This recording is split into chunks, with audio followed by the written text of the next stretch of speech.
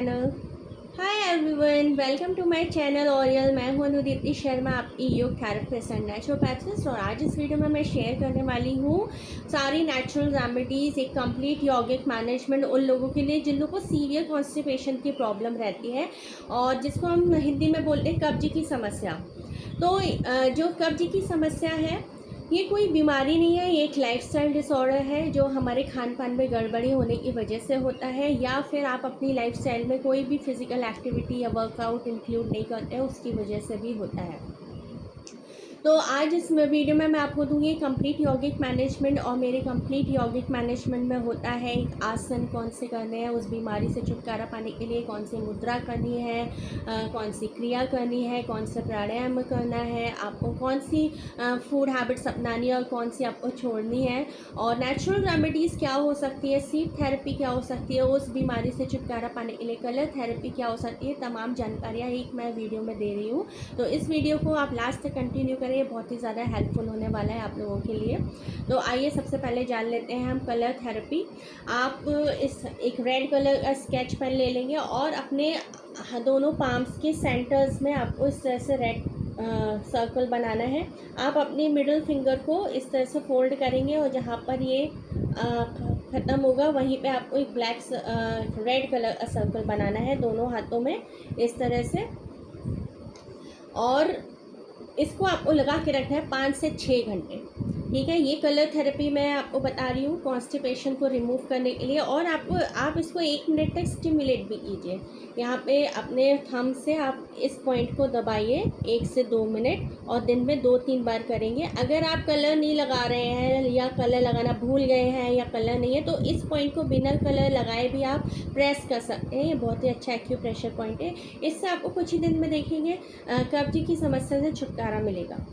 साथ ही मैं बताऊंगी आपको ये जो हमारी फर्स्ट फिंगर होती है इंडेक्स फिंगर, इसके आउटर साइड में यहाँ से लेके यहाँ तक ये आंतों का पॉइंट होता है। आप इसको क्रीम लगा लीजिए और स्मूथ कर लीजिए। फिर आप इसको नीचे से ऊपर तक इस तरह से मसाज कीजिए। बैठे बैठे हम मसाज कर सकते हैं 2 से 3 मिनट। और इसको भी कम से कम 2 बार कीजिए दिन में। कभी भी कर सकते हैं। खाना खाने के तुरंत बाद आपको नहीं करना है, खाना खाने के 2 घंटे बाद आप एक्यूप्रेशर कर सकते हैं। इस तरह से मसाज करने पर भी हमें कॉन्स्टिपेशन की समस्या से छुटकारा मिलता है। अब मैं बताऊंगी आपको सीड थेरेपी। आप सभी लोग के घर में पेपर टेप होता नहीं है तो आप ख़रीद सकते हैं और इस तरह से मेथी पट्टी बना लेंगे। एक पेपर टेप लेंगे और इस तरह से मेथी पट्टी बना लेंगे, इस पर खूब सारी मेथी लगा लेंगे। और अब आपको इसे कहाँ लगाना है मैं बताऊंगी। जो आपकी लिटिल फिंगर होती है, इसका जो फर्स्ट जॉइंट होता है, इस पर आपको इस सीड की पट्टी को, मेथी पट्टी को इस तरह से बांध लेना है, रैप कर लेना है अच्छे से। और फिर इसको स्टिमुलेट भी करना है। इस तरह से आप यहाँ पे लगा लेंगे इसको और इसको आप स्टिमुलेट करेंगे। इसको 6 घंटे लगा के रखना है। रात को आप सोने से पहले इसको लगा करके सो जाइए। 6 से 8 घंटे लगे रहने दीजिए। आप देखेंगे आपको कॉन्स्टिपेशन की प्रॉब्लम से छुटकारा मिलने लगेगा। और दोनों हाथों में इस तरह से करना है, आपको दोनों हाथों में कर लीजिए। सीड थेरेपी के साथ साथ कलर थेरेपी भी अगर करते हैं तो कोई प्रॉब्लम की बात नहीं है। नेचुरल रेमेडीज़ कोई साइड इफ़ेक्ट्स नहीं डालती हैं।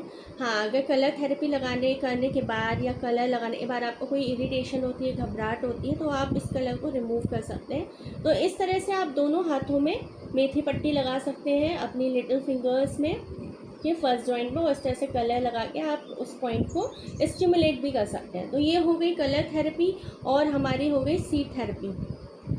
सुबह उठना है, आपको 2 गिलास गर्म पानी पीना है। आप 1 गिलास पानी में आधा नींबू निचोड़ लीजिए, उसमें हनी मिक्स करके पी सकते हैं। अगर डायबिटीज़ है तो हनी मिक्स मत कीजिए, केवल नींबू डाल करके आप उस पानी को पी लीजिए। और जिन लोगों को हाइपर एसिडिटी की प्रॉब्लम है, बहुत जलन होती है, एसिड बनता है, तो वो नींबू भी अवॉइड कर दे। फिर वो प्लेन वाटर पिए, गुनगुना पानी पिए। उसके बाद आपको करना है कपालभाति क्रिया।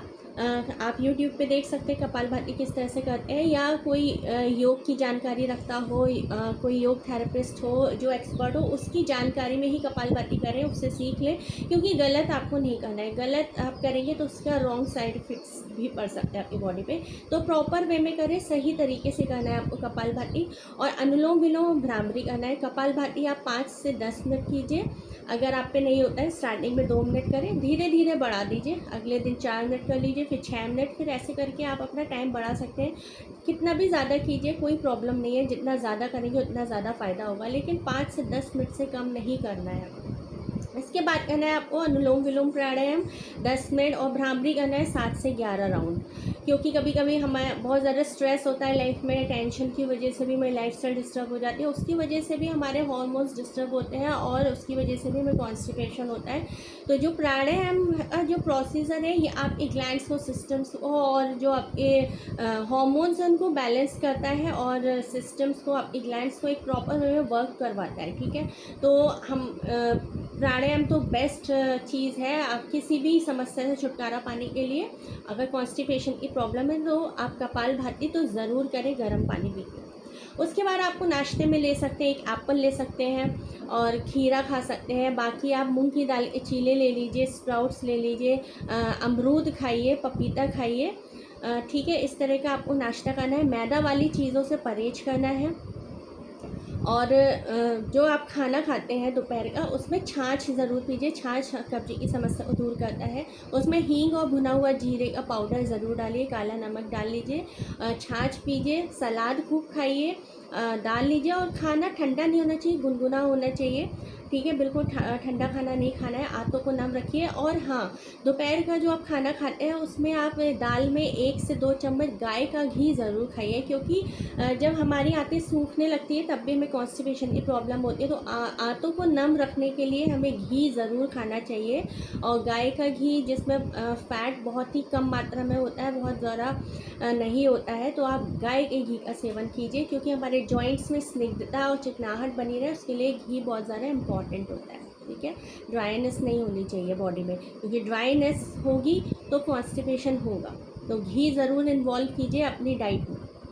इसके बाद खाना खाने के बाद पानी नहीं पीना है, क्योंकि जब हम खाना खाते हैं तो गैस्ट्रिक जूसेस सीक्रेट होते हैं जो हमारे भोजन को पचाते हैं। ठीक है, कहीं पर आग जल रही है, अगर आप वहाँ पे पानी डाल दीजिए तो पूरी तरीके से वहाँ वो चीज़ जलेगी भी नहीं और अधूरी रह जाएगी, और वो सब सड़ जाएगा, अजीब सा हो जाएगा। ऐसे ही हमारी बॉडी का प्रोसीजर है। जब हम खाना पचाने के लिए जो अग्नि होती है, जो लोग पानी पी लेते हैं, तो पानी क्या करता है, अग्नि का शमन कर देता है, तो खाना पचने की जगह सड़ता है। और सड़ा हुआ खाना जो होता है हमारे शरीर में बहुत सारे रोगों की उत्पत्ति करता है, बहुत सारी बीमारियां पैदा हो जाती हैं। इसलिए खाना खाने की तुरंत बाद पानी नहीं पीना है। छाछ ले सकते हैं, छाछ पीना बहुत अच्छा होता है। और खाना खाने के 40 मिनट्स बाद आप गुनगुना अगर पानी लेते हैं तो बहुत अच्छा रहता है। तो हमारी जो आंतें होती है वो सब कुछ फ्लैश आउट हो जाता है और अच्छे से काम करता है, और फिर आगे जाके हमें भूख भी अच्छी लगती है, और फिर खाना ठीक से पचता भी है।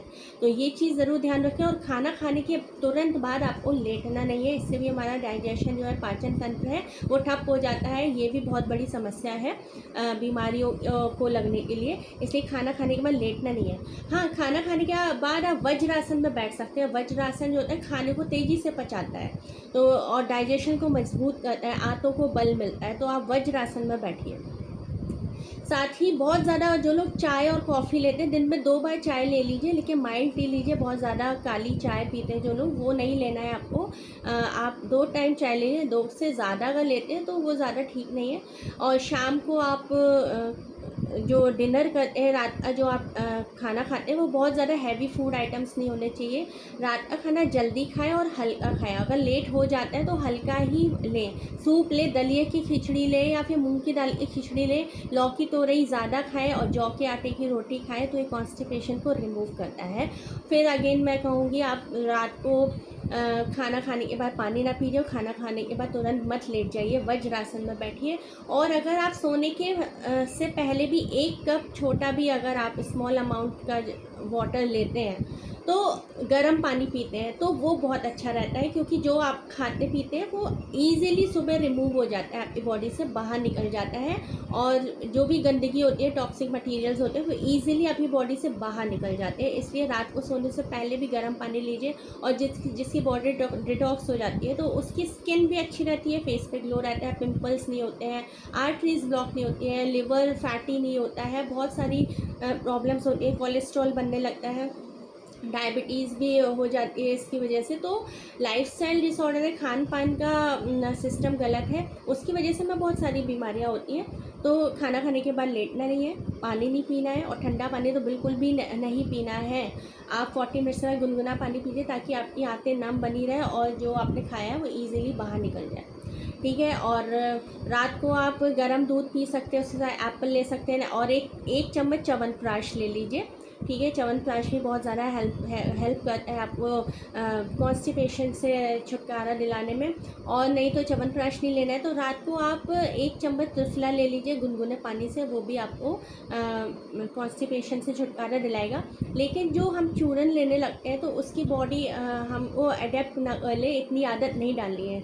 आपको 7 से 8 दिन लेना है, फिर आपको छोड़ देना है, ठीक है। क्योंकि लंबे टाइम तक हम किसी चीज़ की आदत डाल लेते हैं, किसी चूरन की या दवा की, तो वो हमारी बॉडी के लिए सही नहीं है। कभी कभी हमारी हड्डियाँ भी अंदर से गलने लगती है, हॉलो बोन्स हो जाती है, बहुत सारे साइड इफ़ेक्ट्स होते हैं। लेकिन नेचुरल जो लाइफस्टाइल है, नेचुरल जो खाना पीने का जो तरीका मैं बता रही हूँ, फिर भी आपको वहीं पर लौट करके आना पड़ेगा। तो पहले से ही आप अपने खान पान पर ध्यान लगाएं कि आप क्या खा रहे हैं, किस तरह खा रहे हैं, और दिन भर खाने की थोड़ी थोड़ी देर में जिन लोगों को आदत होती है वो आदत आप हटा दीजिए।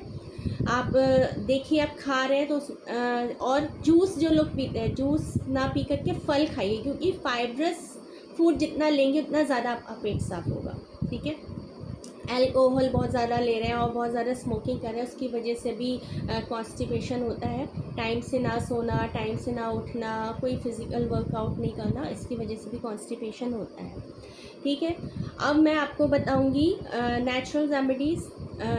आप ले लीजिए एलोवेरा जूस और आंवला जूस, 3 चम्मच एलोवेरा जूस, 3 चम्मच आंवला जूस, दोनों को मिक्स कर लीजिए और गुनगुने पानी से आप पी सकते हैं। जिन लोग उसका टेस्ट नहीं अच्छा लग रहा है तो उसमें थोड़ा सा हनी ऐड कर लीजिए, 1 चम्मच, उसको पी जाइए, और फिर आप थोड़ा सा गर्म पानी पी लीजिए। तो आप देखेंगे, दिन में 1 बार कर लीजिए, आप देखेंगे कि आपको बहुत इजीली आप जो है बॉडी डिटॉक्स होती है, आपकी आंतें डिटॉक्स होती हैं, और आपको पेट आपका बहुत अच्छा साफ़ होता है, आपको भूख भी अच्छी लगती है, स्किन के लिए भी बहुत अच्छा रहेगा आंवला। आंवले की चटनी बनाइए, हरे धनी की चटनी में आंवला ऐड कर लीजिए। आंवले का सेवन बहुत अच्छा रहता है पेट के लिए, आंतों के लिए, हमारी स्किन के लिए, एंटी एजिंग भी होता है। तो इस चीज़ को ध्यान में रखें, और मैदा वाली चीज़ों से परहेज करें।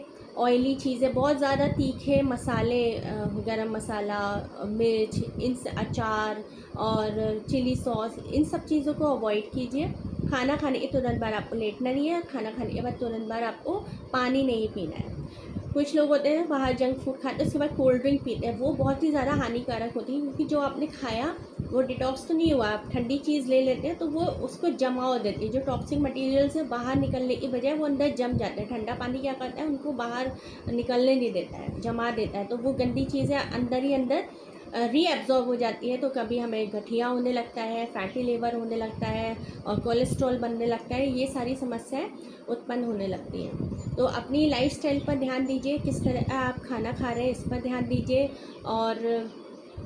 और किस तरह की आप कैसे पानी पी रहे हैं, और किस तरह से आप मतलब खाना खाने पर लेट जा रहे हैं, इन सब चीज़ों को ध्यान दीजिए। छोटी छोटी चीज़ें लेकिन बहुत बड़े बड़े रोल प्ले करती हैं हमारी लाइफ में। तो आज इस वीडियो में इतना ही। Thank you so much for watching.